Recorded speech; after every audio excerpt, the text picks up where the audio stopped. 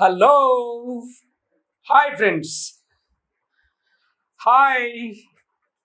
మన భారత రోడ్డు రవాణా శాఖ మాత్యులు శ్రీ నితిన్ గడ్కరీ గారు బర్కా దత్కి ఇచ్చిన ఇంటర్వ్యూలో మాట్లాడిన మాటలు నాకు ఎంతో ఉత్తేజాన్ని ఇచ్చినాయి. ఆ మాటల్నే టూకీగా నేను ఇక్కడ చెప్తాను. బ్యాంకులు ఏమైనా ఉచితంగా అప్పు ఇస్తున్నాయా? బ్యాంకులు ఏమన్నా ఉచితంగా అప్పు ఇస్తున్నాయా? వారు తక్కువ వడ్డీకి అప్పులు తీసుకొచ్చి ఎక్కువ వడ్డీకి ఇస్తూ లాభాలను ఆర్జిస్తున్నారు. వారేమన్నా పుక్యాంకి ఇస్తున్నారా, ఫ్రీగా ఇస్తున్నారా అప్పులు అని చెప్పి ఆయన మాట్లాడారు. ఒక వ్యక్తి, ఒక కంపెనీ అప్పుల పాలై కిస్తులు చెల్లించలేని ఆందోళనకర పరిస్థితి వస్తే బాకీ బ్యాంకులు వారితో సంప్రదింపులు జరిపి మాట్లాడి నెగోషియేట్ చేసుకొని ఓటీఎస్ వన్ టైం సెటిల్మెంట్ చేసుకోవడం ప్రపంచంలో అన్ని దేశాల్లో జరుగుతున్న పనే. 2-3 కిస్తులు చెల్లించనంత మాత్రాన వాడిని బ్యాంక్రప్ట్గా ముద్ర వేసి వాడిని జైలుకి పంపిస్తే ఏమి లాభం? లాభం ఏమిటి? అదే వారికి చేయూతనిస్తే, వారు ముందుకు పోవడానికి అవకాశం ఇస్తే వారు మళ్ళీ బౌన్స్ బ్యాక్ అయి వాళ్ళు ముందుకు పోతారు అని చెప్తూ ఇక్కడ ఒక ముఖ్య విషయం గమనించాలంటారు. ఉద్దేశపూర్వకంగా బ్యాంకు డబ్బులు ఎగ్గొట్టే వాడుంటే వాడికి శిక్ష పడాల్సిందే, అందులో నో డౌట్, శిక్ష పడాల్సిందే. కానీ వారికి రావాల్సిన డబ్బులు సమయానికి అందక ఇబ్బంది పడి ఆర్థిక మాంద్యం సమయంలో వాళ్ళను గుంటపోయి జైల్లో పెడితే ఎలా ఉంటుంది? వారికి సహకరిస్తే ఎంత మంచిది అని చెబుతూ వారు ఏమన్నారంటే, పేషెంట్ ఒకడికి రోగం వచ్చింది, జ్వరం వచ్చింది, జ్వరం వస్తే ఏం చేయాలి? లేకపోతే ఏదో పెద్ద డిసీజ్ వచ్చింది, వాడికి ఏం చేయాలి? వానికి మంచి కావడానికి మందులు ఇవ్వాలి, అవసరమైతే సూదెయ్యాలి, అవసరమైతే ఇంజెక్షన్ వేయాలి, అవసరమైతే గ్లూకోజ్ పెట్టాలి, అవసరమైతే ఆపరేషన్ చేయాలి. నీకు జ్వరం వచ్చింది, పో, నిన్ను పట్టించుకోము అని చెప్పి వాడిని వదిలిపెడితే వాడు చచ్చిపోకుండా ఏం చేస్తాడు చెప్పండి? వాడిని నిర్లక్ష్యం చేస్తే చనిపోకుండా ఏం చేస్తాడు? వారి కుటుంబ సభ్యులు, వారి కంపెనీపై ఆధారపడ్డ వర్కర్లు వాళ్ళంతా వాళ్ళ జీవితాలంతా గందరగోళమైతే, ఆగమైతే అని చెప్తూ ఎల్ఎన్టీ లాంటి కంపెనీ డైరెక్టర్ వచ్చి డైరెక్ట్గా నితిన్ గడ్కరీ గారి దగ్గరికి వచ్చి, సార్ ఎనఫ్ ఈజ్ ఎనఫ్, అయిందేదో అయింది, నేను మీతో మా కంపెనీ ఎల్ఎన్టీ కంపెనీ నాయక్ వెళ్ళి, అతని పేరు నాయక్, అతను వెళ్ళి గడ్కరీ సార్ దగ్గరికి వెళ్ళి, అయ్యా నేను మీతో ఇంకా ఏమాత్రం పని చేయలేము, మేము ఆల్రెడీ మా కంపెనీ చేతులు ఎత్తేసింది, మేము అప్పులో కూరుకుపోయాం, మాతో కాదు, మేము మీతో పని చేయలేము అని చెప్పి నాన్ పర్ఫార్మింగ్ అసెట్స్ కిందికి మా కంపెనీ అయిపోయింది, ఎన్పిఏగా మారిపోయింది, మేము మీతో ఇంకా ఏ పని చేయలేము అని చెప్పి అంటే, శ్రీ నితిన్ గడ్కరీ గారు ఎల్ఎన్టీ మరియు బ్యాంక్ అధికారులతోటి మీటింగ్ అరేంజ్ చేసి, మేము వీళ్ళకి ఒక 18,000 కోట్ల పని ఇస్తున్నామయ్యా, మీకు ఏ కిస్తులు కావాలి, మీకు ఎంతెంత కట్టాలో చెప్పండి, మేము ఇస్తాం, మేము వీళ్ళకి పని ఇస్తాం, మేము ఈ కంపెనీ కాపాడాలి, ఈ కంపెనీ వర్కర్లను కాపాడాలి, ఈ కంపెనీ వర్కర్ల కుటుంబాలను కాపాడాలి, అందుకోసం మీరు రండి అని చెప్పి బ్యాంకు వారితోటి నెగోషియేషన్ చేసి కంపెనీని నిలబెట్టిన మహానుభావుడు శ్రీ నితిన్ గడ్కరీ గారు. సో ఫ్రెండ్స్, ఒక బ్యాంకులే కాదండి, మనం ధైర్యంగా ఉంటే మనకు అప్పిచ్చిన వాళ్ళు కూడా మనం వారి దగ్గరికి వెళ్ళి స్ట్రేట్గా వెళ్ళి మాట్లాడితే వాళ్ళు కూడా సహకరిస్తారు. వాళ్ళు ఏమంటారో, వాళ్ళు తిట్టే తిట్లు, వాళ్ళ అవమానాలన్నీ మనం మనసులో పెట్టుకొని మనం ముందుకు మనం తప్పించుకోవడానికి ప్రయత్నం చేస్తే సమస్యను తీవ్రం చేసుకున్న వాళ్ళమైతామని నేను మొన్ననే చెప్పాను, ఆడియోలోనే చెప్పాను. సో ఫ్రెండ్స్, ఇక్కడైనా ధైర్యంగా ఉండండి. మీరు ఎన్ని పనులు చేసి ఎలా డబ్బులు సంపాదిస్తారు అని ఆలోచించండి.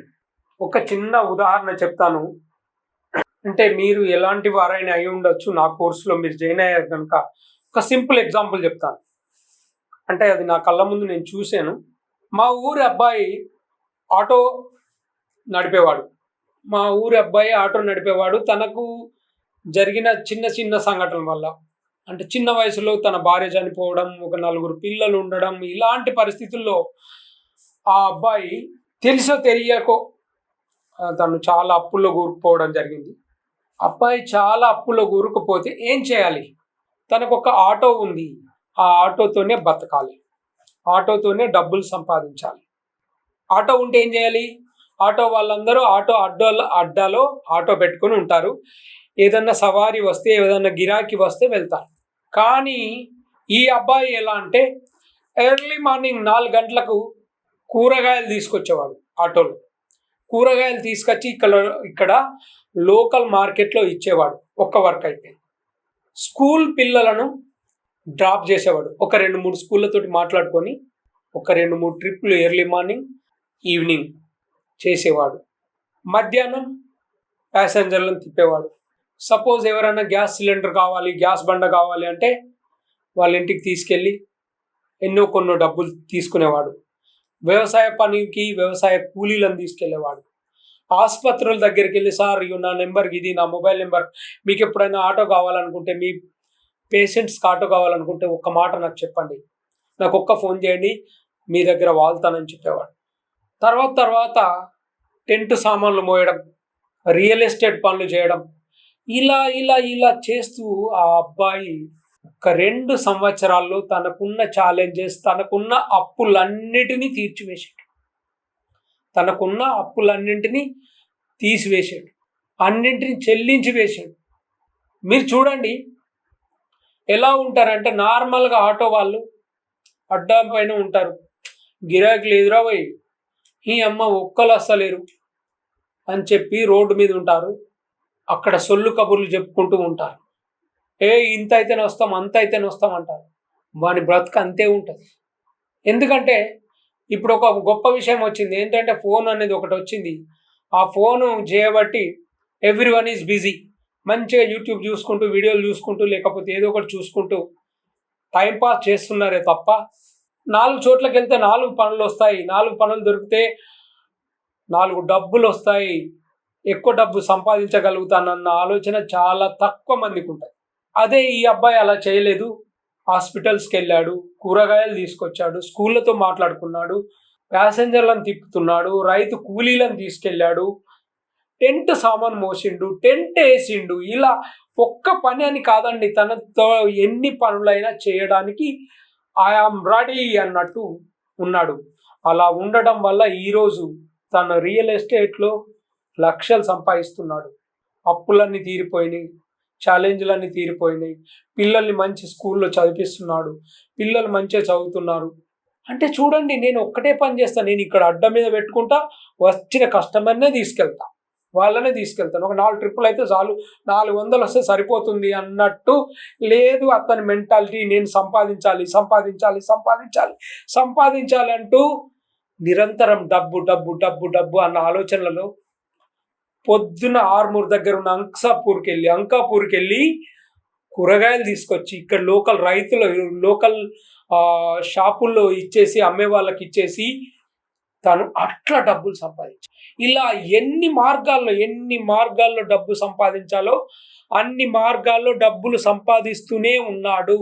ఈరోజు నాకు తెలిసి అతని దగ్గర ఒక 1 కోటి రూపాయల అసెట్స్ ఉండొచ్చు, ల్యాండ్లు ఉండొచ్చు, ఎన్ని ఉండొచ్చు. ఏమ్రా తమ్మి మంచిగున్నావు అంటే, అన్న మంచిగున్నా, నమస్తే అన్న అంటాడు. చెప్పండి ఫ్రెండ్స్, ఆటో అంటే ఓన్లీ ప్యాసింజర్లను తీసుకెళ్తా. How stupid is. ఒక్క ఎక్విప్మెంట్ తోటి, ఒక్క మిషన్ తోటి, ఒక్క ఆటో తోటి తను 10 పనులు చేస్తూ పలు విధాలుగా సంపాదిస్తూ తన జేబు నిండా డబ్బులు వచ్చేలా చేసుకున్నాడు. చాలామంది అతనితో పాటు పని చేస్తున్న చాలామంది ఇప్పటికీ అక్కడనే ఆటో పెట్టుకొని అడ్డా పైనే సొల్లు కబుర్లు చెప్పుకుంటూ అదే ఆటో నడుపుతున్నారు. సో ఫ్రెండ్స్, మీలోని విజేతను బయటకు లేపండి. నిద్ర తట్టి లేపండి. రే నిద్ర లేపండి, బాబు లేవురా బాబు, లేవురా బాబు, మనకు టైం లేదు, మనం ముందుకు పోవాలి అంటూ మనల్ని మనం తట్టి లేపుకోవాలి. మనం ముందుకు పోతాం. సో ఫ్రెండ్స్, మీరు కూడా ఇలా మీలో ఏది టాలెంట్ ఉంది, మీకు ఏ పనులొచ్చు, ఒక్కొక్కసారి మనం సరదాగా నేర్చుకున్నదే మనకు అన్నం పెట్టొచ్చు. నేను మళ్ళీ చెప్తున్నాను ఫ్రెండ్స్, నేను మళ్ళీ చెప్తున్నాను. నేను 1 గంట లెక్చర్ ఇస్తే, నేను 1 గంట మాట్లాడితే 16 కిలోమీటర్లు నడిచినట్టు ఫ్రెండ్స్. ఎన్ని కిలోమీటర్లు? 16 కిలోమీటర్లు నడిచినట్టు. మీరు నా మాటల్ని మనసులో పెట్టుకోండి. నిద్ర లేవండి, మేల్కోండి, పరిగెత్తండి, విజయం సాధించండి. Thank you friends. Thank you.